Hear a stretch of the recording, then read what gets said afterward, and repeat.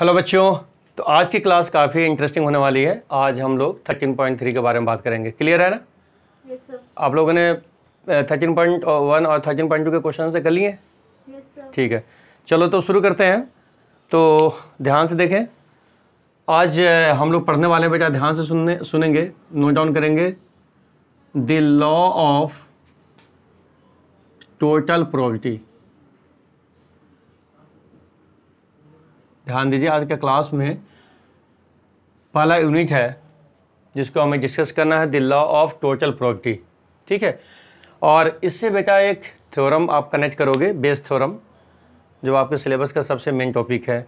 तो आप शुरू करते हैं, चलिए शुरू करें। Yes sir. The law of total probability. सुनिए बच्चे, सबसे पहले बच्चे इसको पढ़ने के पहले ना आपको पार्टीशन समझना पड़ेगा। What is the meaning of partition of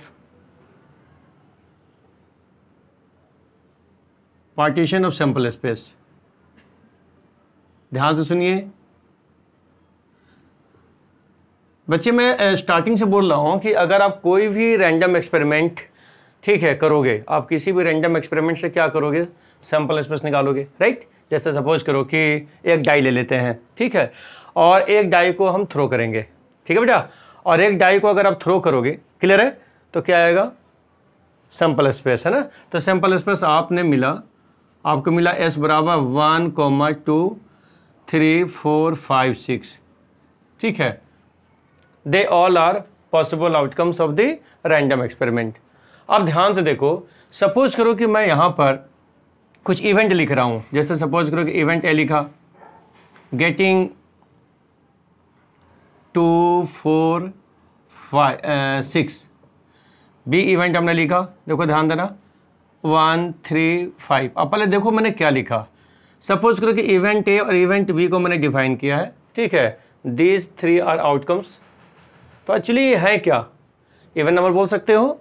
इसका मतलब है इवेंट ए को डिफाइन किया, गेटिंग इवन नंबर, समझ गए बेटा, और उसी तरह से बी इवेंट को डिफाइन किया, गेटिंग ऑड नंबर। अब देखो इवेंट ए और बी में क्या आप देख रहे हो, दोनों में कोई भी आउटकम कॉमन नहीं है, ठीक है बेटा, कोई भी आउटकम कॉमन नहीं है। मतलब दोनों इवेंट का नेचर क्या है, डिसजॉइंट। आप लोग 11th क्लास में पढ़े थे ना, डिसजॉइंट, इसमें कोई भी मेंबर कॉमन नहीं है ना। मतलब ए इंटरसेक्शन बी आपको क्या है, 5 है ना, नल सेट है, कोई मेंबर कॉमन नहीं है। दूसरी बात बेटा क्या है, आप दोनों का अगर यूनियन करोगे ना तो सैंपल स्पेस आएगा। सो ए यूनियन बी बराबर एस। बच्चे याद रखना, ठीक है, इस कंसेप्ट को अगर आप अच्छी तरह से समझोगे, ठीक है, तो आप किसी भी सैंपल स्पेस को कई पार्टीशन में डिवाइड कर सकते हो। लेकिन जिसको आप पार्टीशन बोलते हो ना बच्चे, पार्टीशन, तो पार्टीशन में पेयर वाइज, अगर आप पेयर वाइज लोगे ना तो एक प्रॉपर्टी फॉलो होना चाहिए, समझे बच्चे। मैंने यहाँ पर क्या है, पार्टीशन आपको 2 किया, ठीक है, 2 किया तो आपको प्रॉपर्टीज आपके सामने आ रहा है। आप सैंपल स्पेस में 3 पार्टीशन, 4 पार्टीशन, 5 पार्टीशन भी कर सकते हो, लेकिन बच्चे क्राइटेरिया फुलफिल होना चाहिए। क्लियर समझ में आ गया? चले आगे, चलिए अब चलिए ध्यान से सुनिए कि सपोज करो कि आप रैंडम एक्सपेरिमेंट करते हो और करने के बाद क्या हो, आप निकालते हो सैंपल स्पेस, है ना, collection of all possible outcomes. तो बच्चे सपोज करो कि मैं यहाँ पर, ध्यान से देखिएगा फिगर को, सपोज करो कि मेरे पास सैंपल स्पेस है, ठीक है, collection of all possible outcomes. अब बच्चे मैं पार्टीशन कर रहा हूँ, जैसे यहाँ पर मैं पार्टीशन कर रहा हूँ, ध्यान से देखना। सपोज करो कि इवेंट E1, यहाँ पर इवेंट E1 है, ठीक है। अब देखो आप इवेंट E2, ठीक है, ऐसे हम पार्टीशन कर रहे हैं। देखो दोनों में कॉमन कुछ भी नहीं है, राइट। उसी तरह से बच्चे मान लो कि यहाँ पर हमने E3 किया, ठीक है, E4, और सपोज करो कि यहाँ पर आपका E5 हो जाएगा। अब सारे लोगों को देखो, E1, E2, E3, E4, E5, है ना। मतलब मैंने सैंपल स्पेस में कितना पार्टीशन किया, 5 पार्टीशन किया, समझे बच्चे। टॉपिक को समझने के लिए 5 पार्टीशन किया, ये रूल फॉलो हो रहा है। आप देखो अगर पेयर वाइज आप देखोगे ना, आप पेयर वाइज देखोगे तो E1, E2 में देखो कॉमन कुछ भी नहीं है, इसमें भी कॉमन नहीं है, इसमें भी कॉमन नहीं है ना। और रही बात सभी लोगों को, जितने भी इवेंट है आप उस का यूनियन लोगे तो क्या होगा, सिंपल स्पेस आएगा, आएगा कि नहीं आएगा, पहले बताइए, आएगा। चलिए ध्यान से सुनिएगा, समझेंगे पहले। इसका मतलब है कि यहां पर हम बता सकते हैं S बराबर E1 union E2 union E3 union E4 union E5, है ना। सपोज करोगे अगर n पार्टीशन करते हैं तो क्या लिखते हैं, E1 union E2 union E3 dot dot dot up to En, समझ गए, लिखते नहीं लिखते हैं। तो बच्चे हमने यहाँ पर 5 पार्टीशन किया, इस तरह से S को हम डिफाइन कर सकते हैं। यहाँ तक कोई दिक्कत तो नहीं है, यस एवरीवन। अब यहाँ पर जो सबसे इंटरेस्टिंग चीज़ है बताएं, यहाँ तक क्लियर है ना। अब यहाँ पर सबसे इंपॉर्टेंट चीज़ है कि मैंने बोला कि अब पेयर वाइज, आप पेयर वाइज अगर लेंगे तो क्या है आपको, डिसजॉइंट। क्या इसका मतलब है, पेयर वाइज डिसजॉइंट का क्या मतलब है कि E1 इंटरसेक्शन E2, है ना। मतलब अगर आप E1 है और उसको इंटरसेक्शन E2 करेंगे, क्या वो आएगा आपको 5 आएगा। तो पेयर वाइज को हम ऐसे भी लिख सकते हैं, ध्यान दीजिए, EI इंटरसेक्शन EJ बराबर 5 where I is not equal to J, है ना। आप इस तरह से अगर एक्सप्लेन करेंगे तो उसमें हर एक पेयर के बारे में हमने बता दिया, है ना। EI intersection EJ is equal to 5 where I is not equal to J, जैसे E3 इंटरसेक्शन E4, है ना, E4 इंटरसेक्शन E5, है ना, E2 इंटरसेक्शन E5, सभी आप इसके द्वारा एक्सप्लेन कर सकते हैं। क्लियर है बच्चे, यहाँ तक क्लियर है।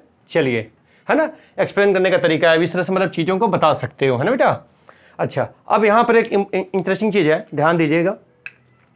अब सपोज करो कि एक इवेंट ए हम ले रहे हैं और इवेंट ए भी आपको इस रैंडम एक्सपेरिमेंट के साथ एसोसिएटेड है, ठीक है। इवेंट ए की बात हम बता रहे हैं, ध्यान से सुनिएगा। इवेंट कैसा है, ध्यान से सुनिएगा, अब समझेंगे।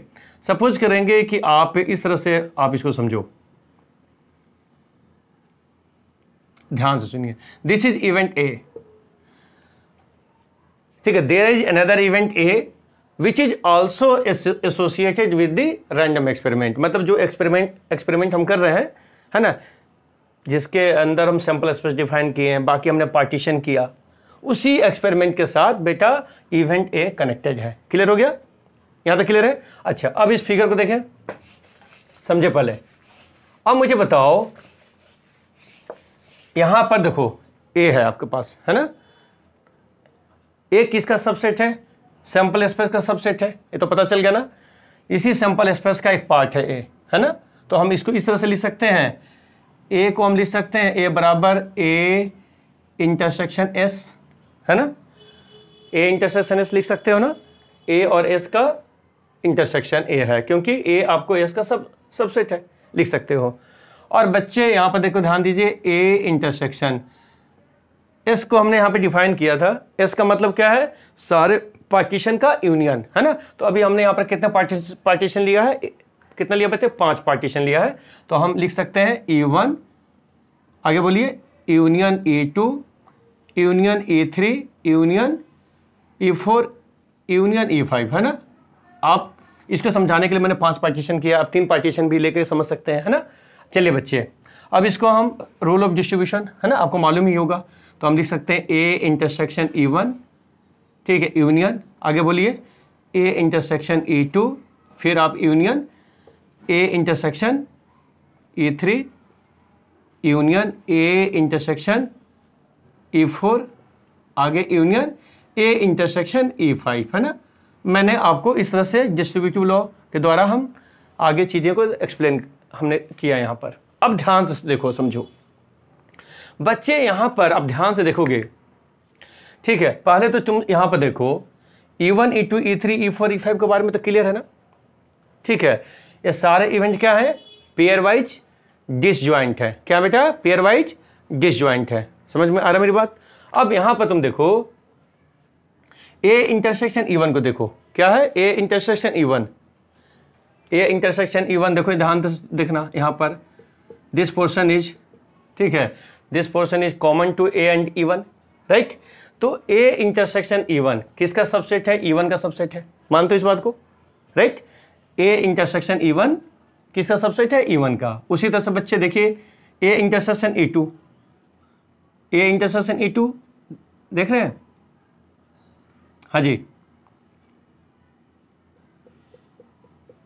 This is A intersection E2 किसका सबसेट हुआ? E2 का सबसेट हुआ। उसी तरह से बच्चे ए इंटरसेक्शन E3 किसका सबसेट होगा? E3 का। और ए इंटरसेक्शन E4 किसका सबसेट होगा? E4 का सबसेट होगा। क्लियर? यहां तक कोई दिक्कत नहीं है, राइट? तो इसका मतलब है आपको याद रखना पड़ेगा कि ए इंटरसेक्शन, ठीक है ना, मतलब आप इसको इस तरह से एक्सप्लेन कर सकते हैं, ए इंटरसेक्शन EI, ध्यान दीजिएगा, और यहां पर लिखिए ए इंटरसेक्शन EJ। अगर मैं सिंबल दे रहा हूं ए इंटरसेक्शन EI, जैसे A intersection E1, A intersection EJ, इसका क्या मतलब है? ए इंटरसेक्शन E2, है ना, मैं तो उसकी बात कर रहा हूं। ये दोनों क्या है? ये दोनों आपको सबसेट हैं किसके? EI एंड EJ के, है ना। Where I is not equal to J, I और J बराबर नहीं है। मतलब ये पूरी चीज को अगर हम एक्सप्लेन करें तो इस तरह से एक्सप्लेन कर सकते हैं, है ना। जैसे ए इंटरसेक्शन E1 का सबसेट है, ए इंटरसेक्शन E2 का सबसेट है ना। समझ में आ रहा है मेरी बात? ए इंटरसेक्शन E3 का सबसेट है, समझे। और सबसे इंटरेस्टिंग चीज है बच्चे, इन दोनों को अगर आप देखेंगे, मतलब A intersection E1, A intersection E2, ये आपस में क्या है? Pair wise disjoint, pair wise disjoint है ना। ये आपस में पेयर वाइज आपको डिसजॉइंट है। समझ में आ रहा है मेरी बात? क्लियर हो गया मेरी बात? समझ में आ रहा ना? तो यहां पर बच्चे ये सब चीजें मतलब वर्किंग होनी चाहिए। E1, E2, है ना, E3, E4, E5, इनके बारे में बोल सकते हो कि सर सारे इवेंट आपको म्यूचुअली एक्सक्लूसिव है ना। ये भी तो बोल सकते हो, E1, E2, E3, E4, E5 के बारे में बोल सकते हो ना कि सर ये सारे इवेंट म्यूचुअली एक्सक्लूसिव हैं, लेकिन एक्सक्लूसिव के साथ एग्जॉस्टिव भी हैं, है ना। तभी तो मैंने आपको शुरू में बोला था कि आप पेयर अगर लेंगे, दो का पेयर लेंगे, E1, E2 का, E2, E3 का, E3, E4 का, तो आपको पेयर में क्या आएगा? 5 मतलब नल सेट निकलेगा। लेकिन अगर यूनियन लेंगे तो आपको सिंपल स्पेस निकलेगा, है ना। क्लियर है? ये सारी बातें इंफॉर्मेशन पता चल गया ना। अब बच्चों यहाँ पर ये सब चीज़ें लिखने के बाद अब ध्यान से सुनिए, ये सारी चीज़ें जब वर्किंग करते हो, ठीक है। अब देखो यहाँ पर आपने यहाँ ए के बारे में डिफाइन कर दिया। यहाँ पर जितने भी लोग हैं, A intersection E1, A intersection E2, इसी तरह से E3, E4, E5, अगर आप पेयर वाइज की बात करेंगे तो क्या बोलेंगे? अगर पेयर वाइज मतलब इन दोनों का पेयर ले लें, इन दोनों का पेयर ले लें, इन दोनों का पेयर ले लें, क्या है? म्यूचुअली डिसजॉइंट है। म्यूचुअली डिसजॉइंट है मतलब इनमें कॉमन कुछ भी नहीं है। तो बच्चे अगर आप प्रॉपर्टी की बात करेंगे, प्रॉपर्टी ऑफ ए, ठीक है ना, अगर ए की प्रॉपर्टी निकालेंगे, है ना, प्रॉपर्टी निकालेंगे, देखिए यूनियन है ना, तो हम लोग क्या लिखेंगे? Property of A intersection E1 plus property of A intersection E2 plus property of A intersection E3 plus आगे बोले property of A intersection E4 plus property of A intersection E5। चूंकि पांचों पार्टीशन को मैंने एक्सप्लेन किया तो सभी को मैंने लिख दिया, है ना। सबको आप लिख सकते हैं, this plus this plus this plus this plus this, है ना। नोट डाउन जल्दी।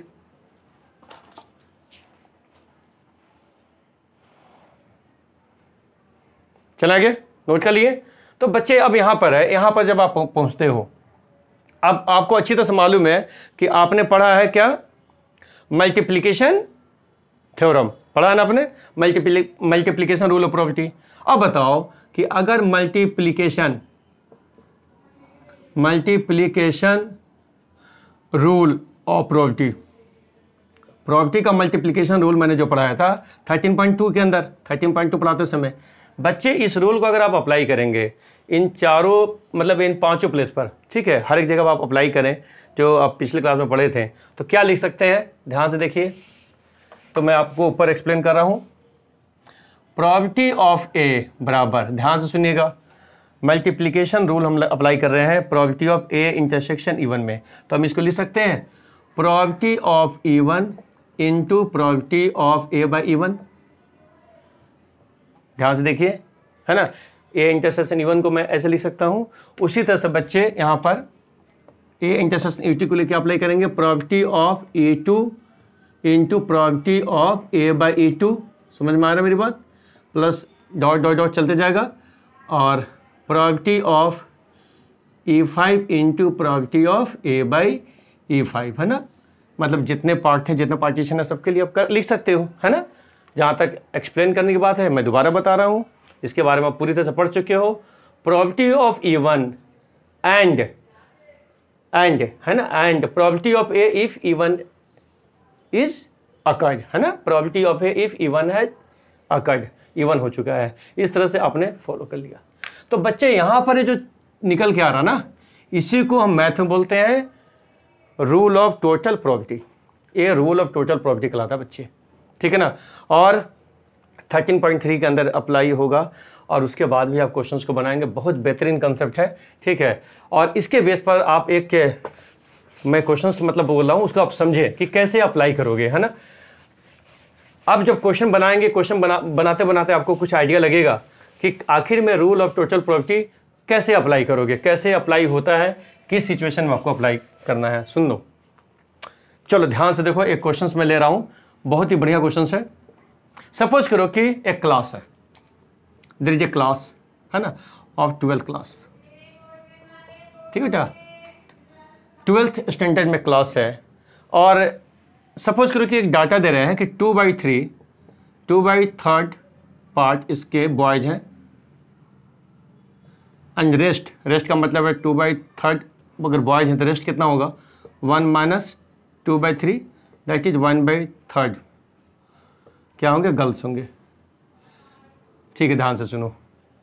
मतलब 12th स्टैंडर्ड के क्लास में जितने बच्चे हैं 2/3, ठीक है, 2/3 का मतलब 2/3 बॉयज हैं और 1/3 आपको गर्ल्स है। क्लियर है, समझे बेटा। अच्छा, अब मैथमेटिक्स के अंदर मान लो कि 100 मार्क्स अचीव करना एक इवेंट हमने बना रखा है, ठीक है। मान लो कि मैथमेटिक्स में 100 मार्क्स अचीव करना एक इवेंट है और बॉयज़ के लिए क्या है 0.4। सपोज को बॉयज़ के लिए उसकी प्रोबेबिलिटी 0.4 है और गर्ल्स के लिए मान लो कि 0.32 है। ध्यान से सुनो, मतलब बॉयज़ मैथ में 100 आउट ऑफ 100 अचीव करेंगे, उसकी प्रोबेबिलिटी 0.4 है। और अगर गर्ल्स हैं बेटा, ठीक है, वो 100 आउट ऑफ 100 अचीव करेंगे, उसकी प्रोबेबिलिटी 0.32 है। ठीक है, ये सब इन्फॉर्मेशन दे रहा है, समझे बच्चे। क्लियर मेरी बात समझ में आ रहा ना। क्या बोला हमने कि क्लास के अंदर 2/3 स्ट्रेंथ बॉयज़ की है, 1/3 स्ट्रेंथ गर्ल्स की है। ठीक है बेटा। उसके बाद क्या है कि एक इवेंट हमने डिफाइन किया गेटिंग 100 आउट ऑफ 100, ठीक है। और बॉयज़ की प्रोबेबिलिटी 100 लाने की 0.4 है और गर्ल्स की आपको 0.32 है। ठीक है। अब इतने इंफॉर्मेशन के बाद बोलता है कि what is the probability of getting 100 marks. What is the probability of getting 100 marks, कि 100 मार्क्स की प्रोबेबिलिटी क्या बनी फिर। अब ध्यान से सुनो, what is the probability of getting 100 marks. ठीक है। अब यहाँ पर आप इस क्वेश्चन को अगर तुम ड्राफ्ट करोगे लैंग्वेज में, तो देखो ध्यान से सुनो, मैं लिख रहा हूँ। सपोज करो कि E1 एक इवेंट बनाया, E2 एक इवेंट बनाया। E1 का मतलब है सिलेक्शन ऑफ ए बॉय और E2 का मतलब सिलेक्शन ऑफ ए गर्ल। ठीक है ना, मतलब एक बॉय को सिलेक्ट करना, E1 इवेंट है, एक गर्ल को सिलेक्ट करना, E2 इवेंट है। तो बच्चे probability of E1 this is define 2/3। ये तो 2/3 आपको डिफाइन कर रखा है ना। तो प्रोबेबिलिटी ऑफ E1 आपको 2/3 बनेगा। और बच्चे प्रोबेबिलिटी ऑफ E2 क्या डिफाइन होगा आपको 1/3। क्लियर हो गया मेरी बात। अब बताओ कि यहाँ पर मैं एक इवेंट A डिफाइन कर रहा हूँ जो इसी रैंडम एक्सपेरिमेंट का पार्ट है, मैंने बताया था ना आपको। अच्छा, ये इवेंट है क्या है, गेटिंग बोलो 100 out of 100 in mathematics. Mathematics में 100 आउट ऑफ 100 लाना आपको इवेंट ए है। क्लियर है, ए डिफाइन कर दिया। तो बच्चे व्हाट इज गिवन, देखो probability of A by E1।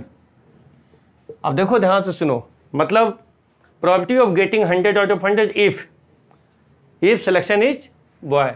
मतलब अगर आपने एक लड़के को सिलेक्ट किया, ठीक है, अगर आपने लड़के को सिलेक्ट किया तो क्या चांस है कि उसके मैथ में 100 आउट ऑफ 100 है, तो that is PA by E1 and that is given 0.4। आपको 0.4 गिवन है, समझे ना बच्चे। The same thing probability of A by E2 is also given, that is your 0.32।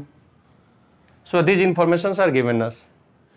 अब लास्ट में हम जाते हैं तो हमें पूछा जा रहा है कि आप प्रोबेबिलिटी ऑफ क्या निकालो, गेटिंग 100 आउट ऑफ 100, मतलब प्रोबेबिलिटी ऑफ A निकालने के लिए बोला जा रहा है। तो बच्चे प्रोबेबिलिटी ऑफ A निकालेंगे तो जो वर्किंग मैंने आपको ऊपर बताया है उस हिसाब से प्रोबेबिलिटी ऑफ A का फॉर्मूला कैसे बनाएंगे बताइए।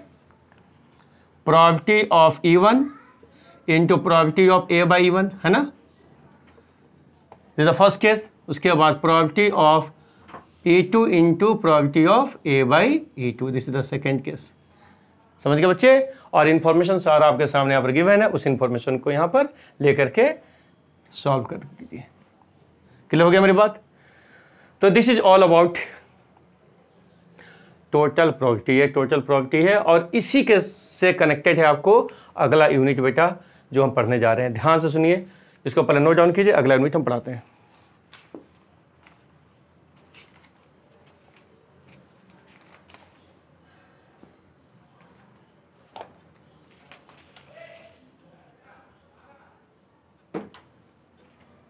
चलो चले आगे। एवरीवन नोट कर लिया? Yes, sir. चलो अब बच्चे यहाँ पर हम लोग एक बहुत बेहतरीन कंसेप्ट पढ़ने जा रहे हैं, इसको अच्छी तरह से समझेंगे। ठीक है, ध्यान से सुनना और समझना। पहले हम लोग पढ़ने जा रहे हैं बेस थ्योरम।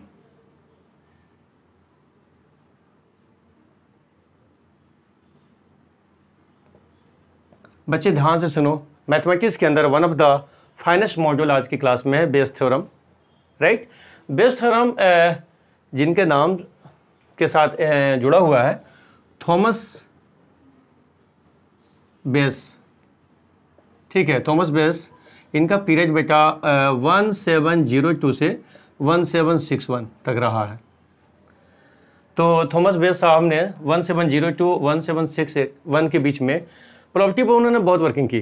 ठीक है, इनका पीरियड था और इनका जो बेस थ्योरम है, ठीक है, और ये पब्लिश हुआ 1761 में। 1761 में आपको पब्लिश हुआ, यूनिवर्सली आपको इसको एक्सेप्ट किया गया। और बच्चे आज प्रॉपर्टी के अंदर, ठीक है, हर एक जगह मतलब इसको अप्लाई किया जाता है। बहुत ही ज़बरदस्त एप्लीकेशन है। आप इसको अभी देखेंगे कि किस तरह से मतलब ये बहुत सारे क्वेश्चंस को सॉर्ट आउट करेगा, जिसको हम नॉर्मल तरीके से बनाने में बड़ा परेशानी मतलब होता है। तो ध्यान दीजिएगा, थॉमस बेस ब्रिटिश मैथमेटिशियन मतलब थे और 1761 में इनका थ्योरम जो है यूनिवर्सली पब्लिश हुआ। क्लियर है? इसको कैसे समझेंगे पहले समझो पहले। थोड़ा सा स्टेटमेंट मैं बताता हूँ, इस स्टेटमेंट को थोड़ा सा समझो पहले। सपोज करो कि there is a sample space. ठीक है, आपके पास एक सैंपल स्पेस है। ऑब्वियस है कि रैंडम एक्सपेरिमेंट आप करोगे तो सैंपल स्पेस तो जनरेट होगा, और उस सैंपल स्पेस से associated E1 E2 E3 ... En है ना, दे आर पार्टीशन,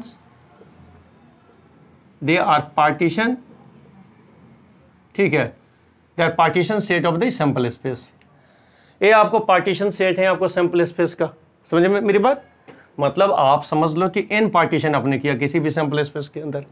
जैसे अभी हमने पढ़ाया था 5 पार्टीशन 4 पार्टीशन, वैसे आपने किसी सैंपल स्पेस को n पार्टीशन किया, सच दैट यहाँ पर आप देखोगे कि कुछ प्रॉपर्टी फॉलो होना चाहिए। जैसे मैंने बोला था कि E1 इंटरसेक्शन E2 क्या होगा, आपको 5 होगा। यह प्रॉपर्टीज फॉलो होना चाहिए ना, E1 इंटरसेक्शन E2 5 होगा, है ना। तो इसका क्या मतलब, आप कैसे लिखोगे?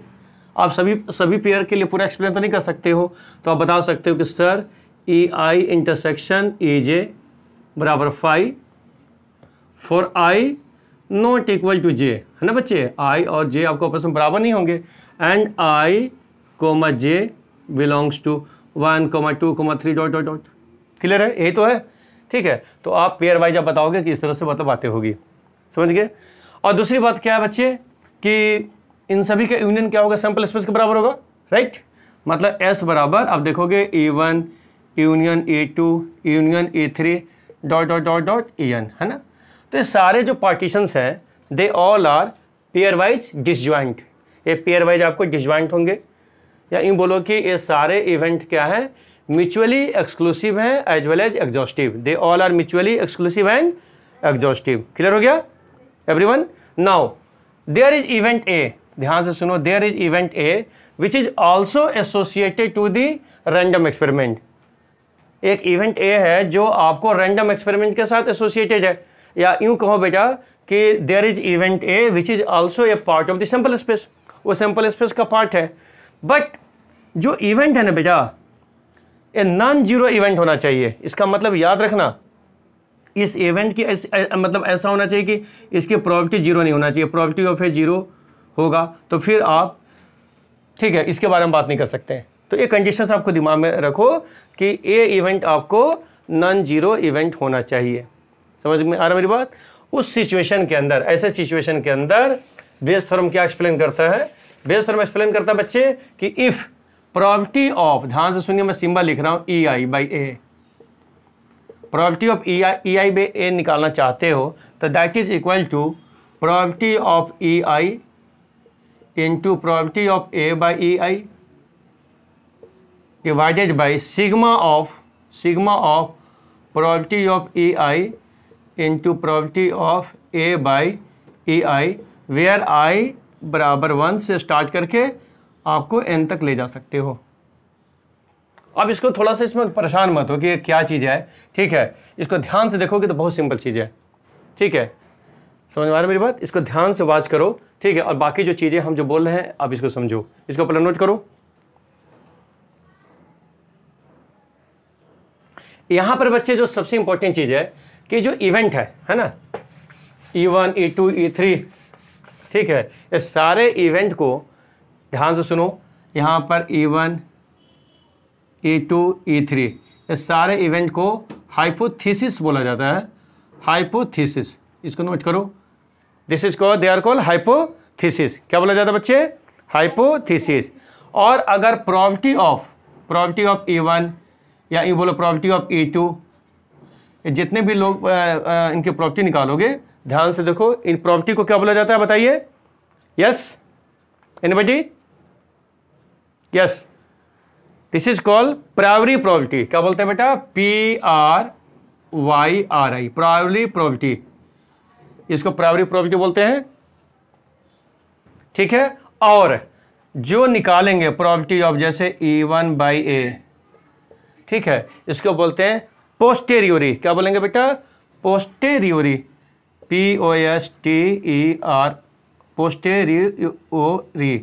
पोस्टेरियोरी प्रोबेबिलिटी भी बोला जाता है। तो कहने का मतलब है कि यहाँ पर ये इंफॉर्मेशन है, ठीक है, आपको नॉलेज होनी चाहिए। यहाँ पर कहने का मतलब है जो वर्किंग हमने समझाया कि आप EI, अब EI का मतलब क्या है? E1, E2, E3 सारे इवेंट आएंगे, दे आर कॉल्ड हाइपोथेसिस। ये आपको क्या कहलाता है? हाइपोथेसिस कहलाता है, ठीक है। उसी तरह से आप उसकी प्रोबेबिलिटी निकालोगे, मतलब प्रोबेबिलिटी ऑफ E1 निकालो या प्रोबेबिलिटी ऑफ E2 निकालो, या यूँ बोलो कि प्रोबेबिलिटी ऑफ आप EI, प्रोबेबिलिटी ऑफ EI को क्या बोलेंगे? Primary probability, PRIORI, primary probability, PRIORI, primary probability कहेंगे। और बच्चे प्रोबेबिलिटी ऑफ E1 बाई ए या E2 बाई ए किसी को निकालेंगे ना, या यूँ बोलो कि प्रोबेबिलिटी ऑफ EI बाई ए, इसको बच्चे कहते हैं पोस्टेरियोरी प्रोबेबिलिटी, पोस्टेरियोरी प्रोबेबिलिटी। समझ गए? ये इंफॉर्मेशन पार्ट है, इसको आप समझेंगे, नोट डाउन करके लिख लें। अब ध्यान से देखो, इसको समझो पहले, ठीक है ना। मैं एक क्वेश्चन यहाँ पर लिख रहा हूँ, अब इसको तुम समझना कि कैसे बेस थ्योरम अप्लाई होगा, ठीक है। ये आपके टेस्ट का एक क्वेश्चन है और इसको तुम देखना कि आखिर में थॉमस बेस ने किस तरह के क्वेश्चन को डील करने के लिए हमें कंसेप्ट दिया, ठीक है बेटा। सपोज करो कि एक मशीन है, ठीक है, M1, एक दूसरी मशीन M2 ले लो, ठीक है, क्लियर हो गया। मशीन M1, ठीक है, इसकी प्रोडक्शन मान लो कि 70% है कैपेसिटी, मतलब 70% आइटम को प्रोड्यूस कर सकता है।